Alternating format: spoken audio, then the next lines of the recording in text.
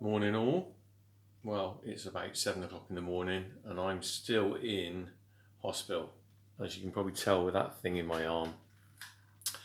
So I thought I'd give you a bit of an update really, because the video I did the other day showing me in hospital didn't really tell you a lot. I was a little bit, well, I only just got here, let me just open the curtain. It's a lovely day outside, look, there's my view. Can you see that?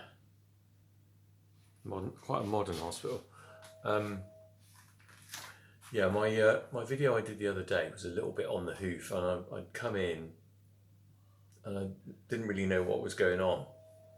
And the truth, we're still not 100% sure what's going on, although I've got a pretty good idea.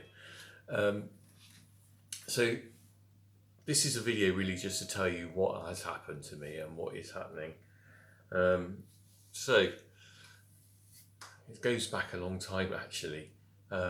Probably nearly 2 weeks ago, when I went to Royal Welsh Show, I felt a little bit of a funny, not pain, a little tickle in my throat there, and that sort of built up over the week, that week, and then on the weekend, so I'm going back about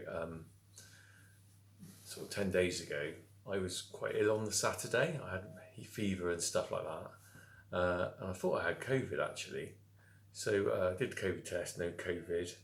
But felt rubbish, took paracetamol, got a little bit better, went back to work, and as you know, I had the tractor on demo. Well, when I had the tractor on demo, I felt fine, and so, you know, I did the tractor work and everything, brilliant, did the videos, you saw those reviews, you know, luckily I was alright when I had those, and then later in the week, on the Thursday, I started feeling really quite rough again. Went round a friend's house for dinner and had to leave early, didn't feel good. Went back to bed, got up, did the milking, thought, oh, I don't feel good, going to the doctor. So I did go to the doctor on the Friday. Anyway, we'll probably better not go there because I think they basically got it wrong and I'm in discussion with them about that. But I was sent back home with some tablets for a different complaint than I've got now. Friday I was really rough and I went to bed sweating, feeling really grotty, and all day Saturday I was like that, and I woke up Sunday morning not able to breathe. Let's just fast forward to Sunday morning, not able to breathe. I was like that. So I said to my wife, you're going to have to take me down A&E. So that's what happened. Sunday morning 6 a.m. I was in at A&E just down the road from here. God, I need a haircut. Feeling very sorry for myself, and I thought I had a chest infection or something. I didn't really think anything else of it. It turned out they said to me, oh, your bloods have come back quite bad. We need to keep you in. And they went through a load of processes, and they basically came out with pericarditis, which I believe is fluid on the heart. So I'm thinking, okay, well that's good. We can sort this out. I could probably go home soon. Anyway, basically what happened is they then started doing some more tests. Yesterday I had I think it's an ultrasound on my heart, where they put a little gel on your back and a thing, and they get a sort of, you know, like, you know when you do pregnancy tests on cows and on people, where they get a kind of image. Well, they got my image of my heart. In fact, if I was at home, I would edit that in because I have got a little screenshot of it. But if you go on my Facebook page or Instagram, you can actually, oh no, it didn't go on Instagram. On my Facebook, Funky Farmer Facebook page, you can actually see that video. It's 5 seconds long. It's quite a good video actually, because you can see the heart pulse going a bit freaky. Yeah, so they did that. Anyway, okay, so I'm thinking, okay, they're just checking things, brilliant. Anyway, the long and short of it is they came to see me yesterday and they said, you've got an irregular heartbeat. Your left side of your heart isn't pumping as well as your right hand side, which isn't a good thing, as you can imagine. They've now given me some medication to sort of settle that down a bit. However, they need to investigate what is causing that problem. And here we are. I think it's today. I am having, or I've certainly seen the consultant about it, a coronary angiogram. It's my bedtime reading last night, which involves basically a local anaesthetic and then they stick some sort of wire up you.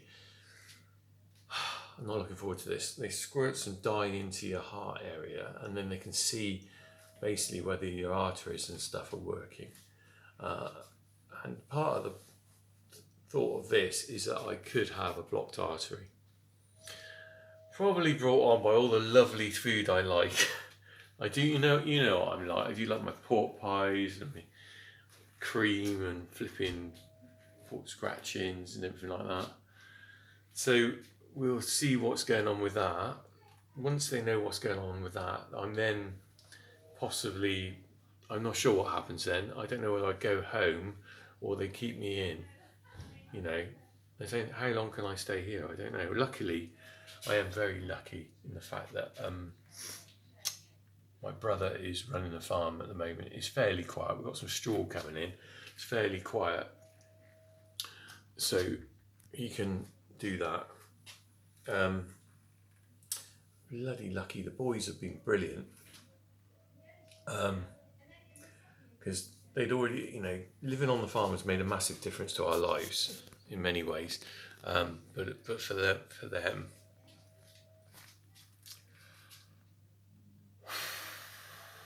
give me a second.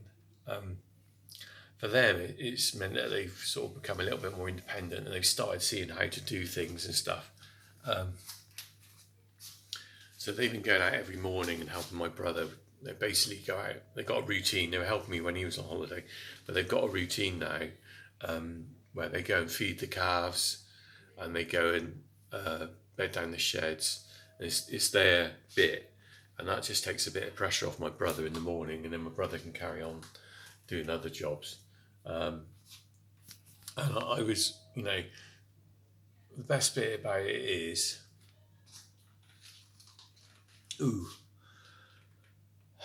excuse me while I get, you know, farmer, you know what I'm like, get a bit choked up sometimes. The best bit was last night, I phoned up Jack to just for a chat about 8:30, just to see how he's doing, because I was feeling a bit like on my own. Did a video call. Go straight to him, a video call.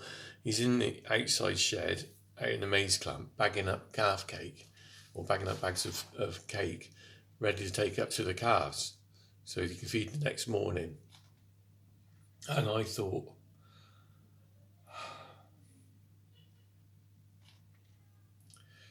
if I've taught him anything, it's all about preparation. It's all about planning. And that's what farming's like, and life really, isn't it? He'd already seen that he was going to run out in the morning. He was already hoping to go out the next day. He wanted to go and see his mates. Today he's going to see his mates for a run or something at 9:30. And he realised he wasn't going to have time to do it the next day. So he was cracking on, sorting this out, putting it in a wheelbarrow and taking it up to the calf shed at 8:30 last night, so he wouldn't mess his day up. And I thought, fair play, because some kids would have just gone, well, there's no cake, and they would have just left that to my brother to sort out, which he could have done. You know, he's not obliged. I'm not making my kids do any work on the farm. But it was nice to see them doing that. Anyway, I'm still here, as I said. There's not much more for me to say, really. I'll give you a little tour of my room. Got a bed here. TV, I've got a TV. I don't watch too much TV. I read the paper. And then I've got a view out the window. This is South Mead, so it's quite a big wing. There is a garden down there. I haven't been outside yet since I came here on Sunday. What is it now? Thursday.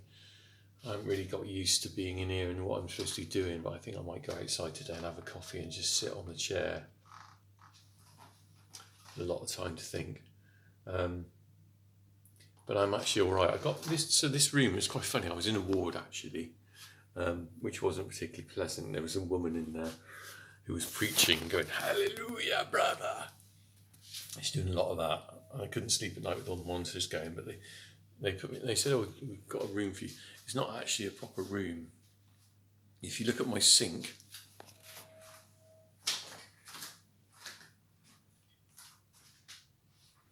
it's a medical sink, and I think this is basically a room they use for prepping stuff for surgery or something. I don't know what it is, and they converted it into a room. I think gradually Southmead Hospital converted all the spare rooms that they were using for other things into bedrooms. But I'm very lucky. I haven't got a bathroom, but that doesn't matter. I'm very lucky to have a room to myself. It is much nicer, believe me, especially when you get visitors. I had Farmer P in the other day and we were having a right laugh, and I thought you couldn't have had that laugh if you were just in a ward. It would be a bit too public. You know, you can have a bit of banter. But I'm still here anyway, folks. I'm hoping possibly I'm going to have a stent put in or some stents or something. I'm not, I won't know until they get the results of the angiogram. So that's going forward in the future. But I thought I'd just give you an update on what's going on. I'm just dying to get home, really. I really miss...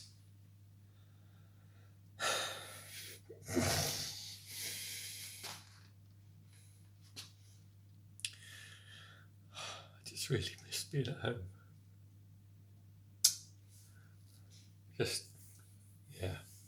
I'm alright.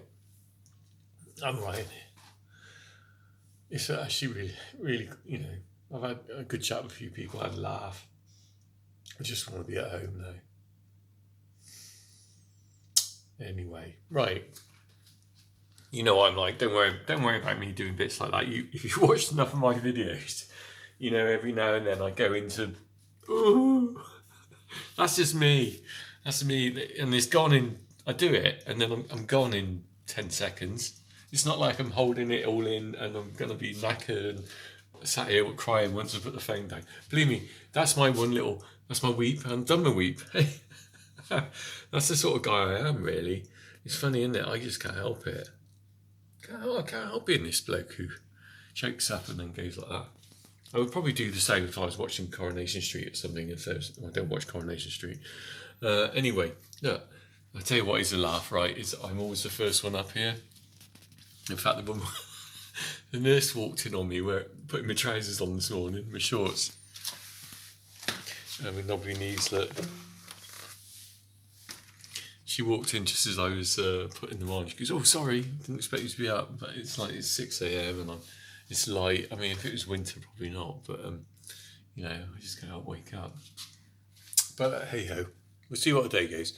I'll keep you posted on things. I just wanted to do an update really because the last video was really quite vague. I watched it back and forth. I didn't actually tell anyone anything. I didn't tell them really what was the matter with me. I just sort of said I'm in hospital, and it was.